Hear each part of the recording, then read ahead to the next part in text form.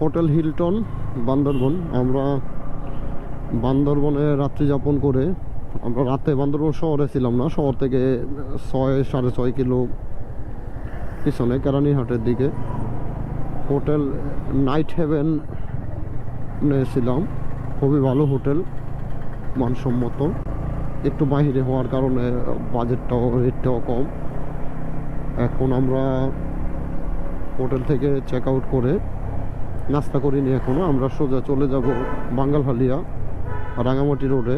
বাঙ্গালহালিয়া গিয়ে নাস্তা করে দেন আমরা রাজস্থলীর দিকে ঢুকবো। যদি পারমিশন হয় তাহলে ইনশাল্লাহ দ্বিতীয়বারের মতো পারুয়া রাজস্থলী রোডে ঢুকবো।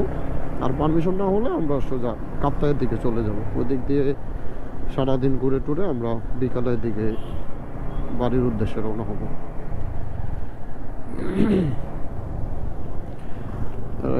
বান্দরবন কেন্দ্রীয় শহীদ মিনার খুব সুন্দর। কালকে গত রাতে যখন এদিক দিয়ে একটু ঘুরলাম, খাওয়া দাওয়া করতে আসছিলাম আমরা এই এখানে hotel restaurant তাজিংডনে।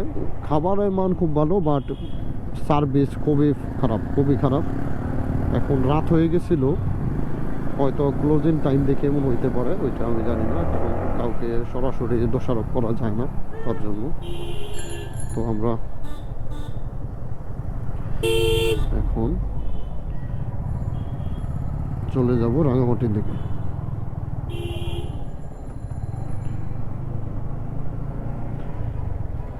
Rowangchhari 21 kilo, Rangamati 79 kilometre. এই হচ্ছে বান্দরবনের সেই ঐতিহাসিক ব্রিজ। হচ্ছে ভিউ। আমরা এখন আছি 7 জন, কাউসাত অপু ভাই আর তিতাস। ওরা খুব সকালে রওনা হয়ে গেছে বাসার উদ্দেশ্যে, সকালে 5:30টার দিকে ওইটা 6টার দিকে সম্ভবত রওনা হয়েছে। তো আমরা রওনা হলাম 8টার দিকে বান্দরবন সেনানিবাস।